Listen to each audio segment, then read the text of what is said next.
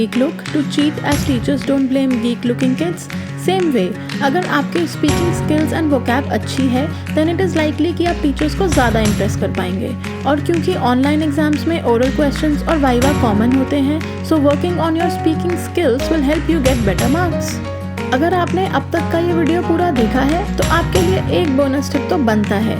ये हैबिट मैंने आमतौर पर टॉपर्स में देखी है। स्टडीज़ भी कहती हैं कि अगर कोई टॉपिक आपको मुश्किल लगता है या आप किसी टॉपिक को लेकर उलझन में हैं तो read that topic 2-3 times before going to bed.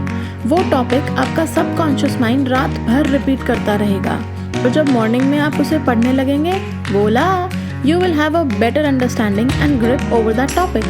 Try it and trust me, you will be able to attempt your exams in much effective manner. Well, that's all folks.